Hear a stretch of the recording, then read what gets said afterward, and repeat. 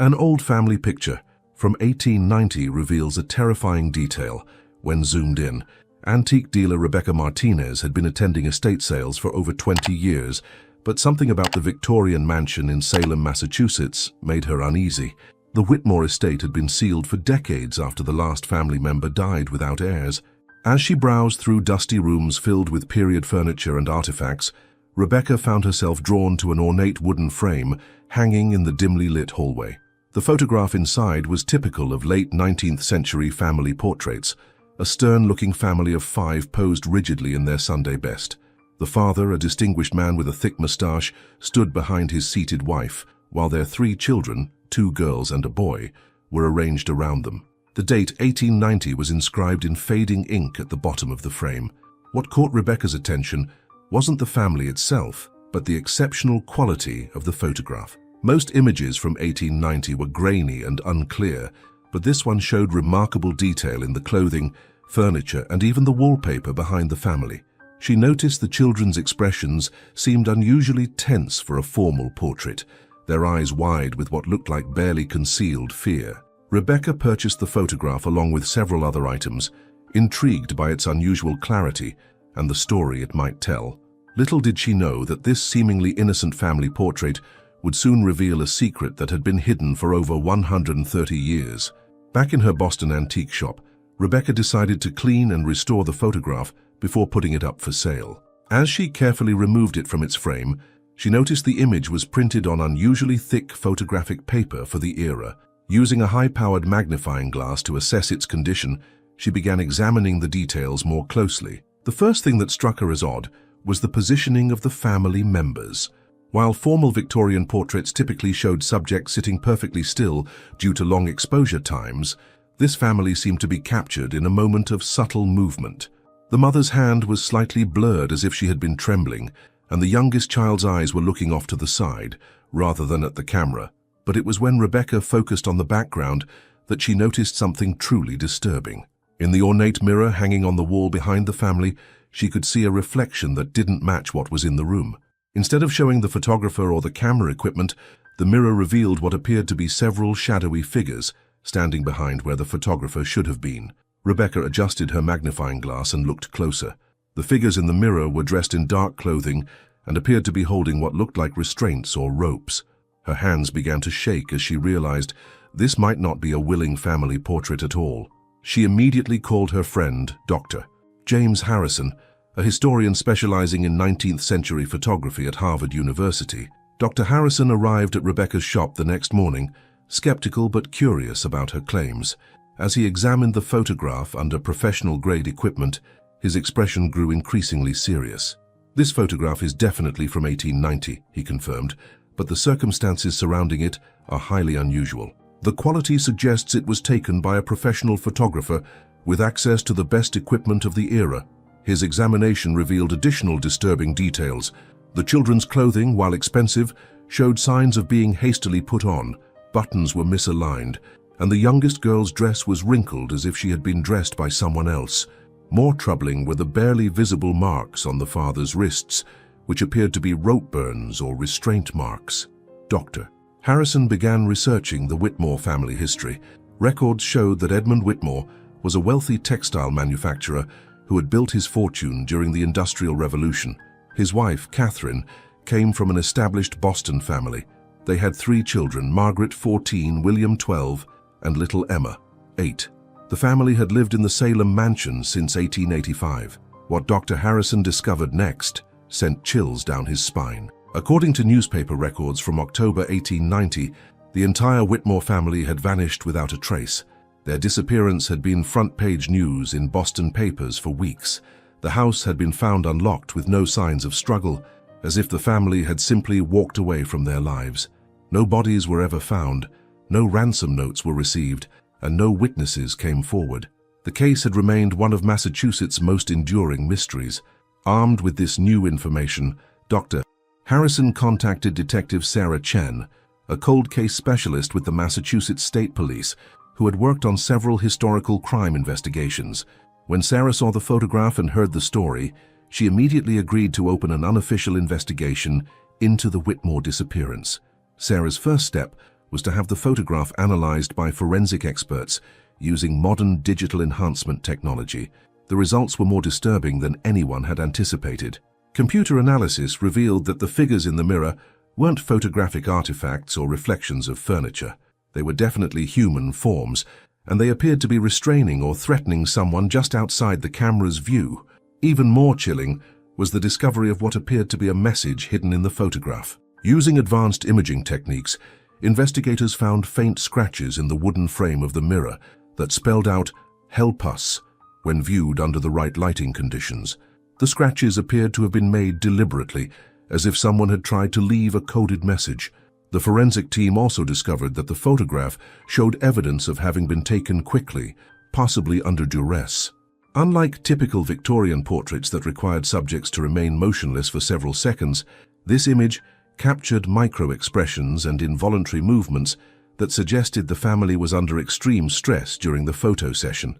Sarah began to theorize that this wasn't a family portrait at all, but rather documentation of a crime in progress, possibly taken by the perpetrators themselves as some form of trophy or proof. Sarah's investigation led her to examine court records and business documents from the 1890s. What she discovered painted a disturbing picture of Edmund Whitmore's final months. His textile business had been failing due to labor disputes and financial mismanagement. More significantly, Whitmore had borrowed heavily from a group of investors with questionable backgrounds and possible connections to organized crime. In the months before the family's disappearance, Whitmore had received several threatening letters demanding repayment of his debts. The letters, preserved in court files related to the estate, contained increasingly violent threats against his family if the money wasn't returned. One letter explicitly mentioned making an example of the Whitmores that would serve as a warning to other debtors. Sarah also discovered that a professional photographer named Marcus Crane had been hired to document foreclosure proceedings at various properties around Massachusetts during this period. Crane's work was often used by debt collectors to inventory valuable assets before seizure. More disturbing was the discovery that Crane had disappeared from Boston in late 1890, around the same time as the Whitmore family.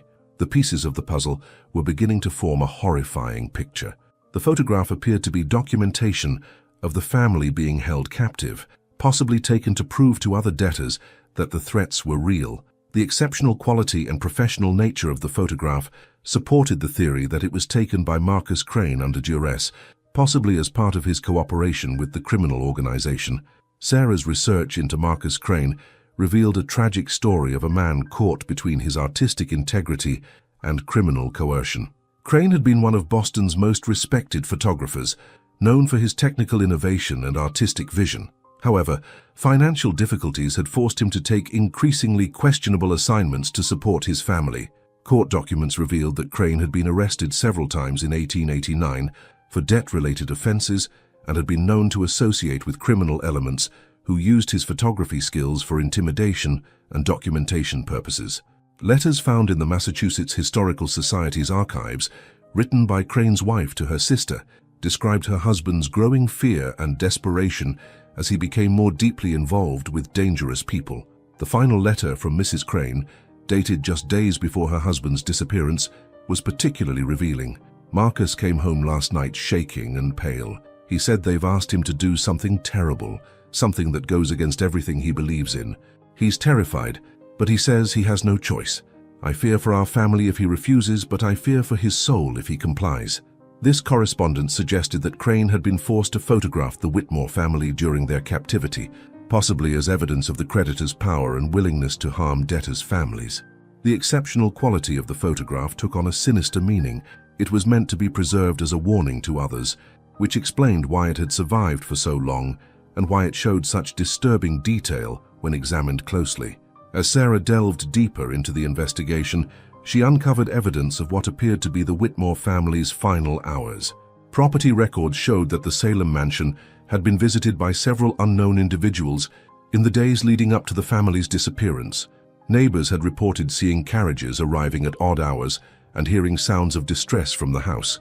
A breakthrough came when Sarah discovered a hidden compartment in the mansion's basement during a search with modern equipment.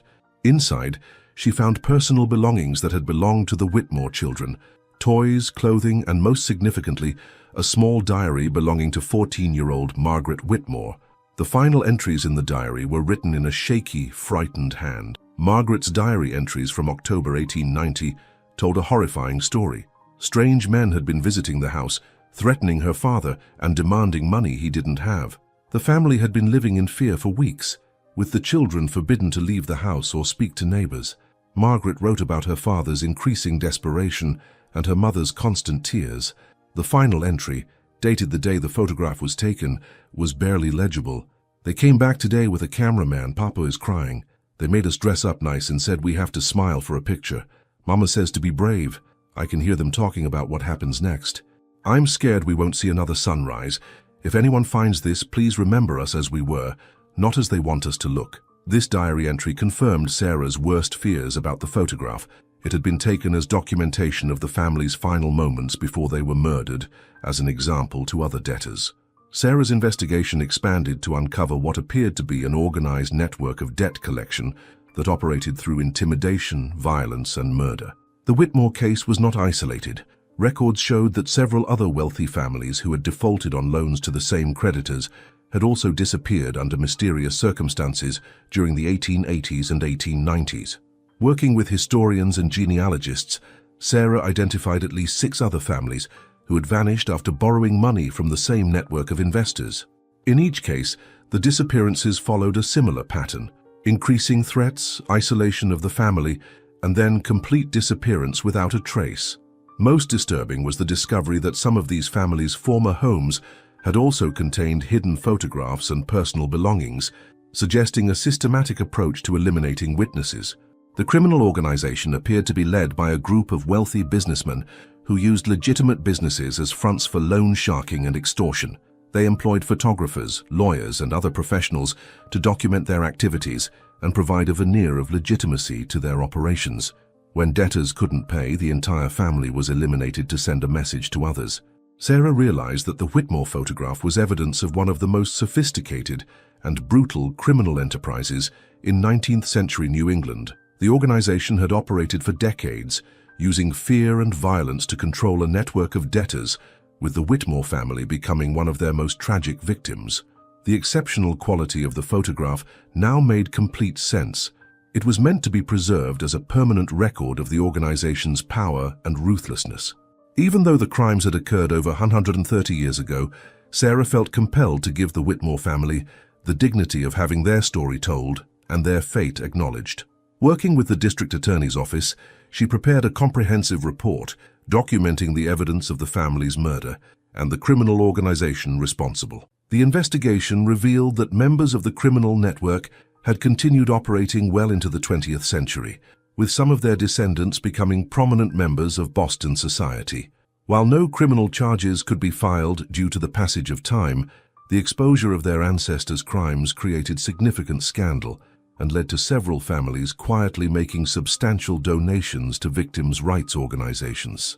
Sarah also worked with the Massachusetts Historical Society to ensure that the Whitmore family's story was properly documented and preserved.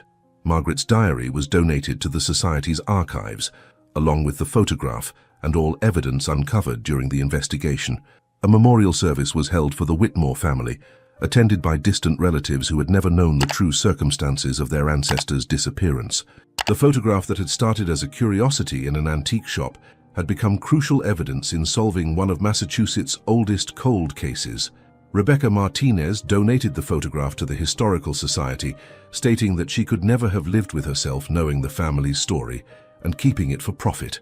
Dr. Harrison published a comprehensive academic paper about the case, which became required reading in criminology and history courses focused on organized crime in America. The Whitmore case became a landmark example of how modern technology could solve historical crimes and bring closure to families who had suffered for generations without knowing their loved one's fate. The photograph, once a source of curiosity and then horror, became a powerful symbol of the importance of preserving evidence and never giving up on seeking justice. Sarah's investigation had broader implications for historical crime research. The techniques used to analyze the Whitmore photograph were applied to other mysterious disappearances from the era, leading to the solution of several additional cold cases. The Massachusetts State Police established a dedicated cold case unit focused on historical crimes, with Sarah as its director.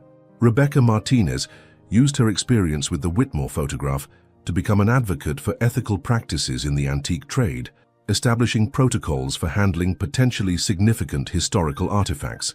She worked with law enforcement and historians to ensure that items with possible criminal connections were properly investigated, rather than simply sold as curiosities.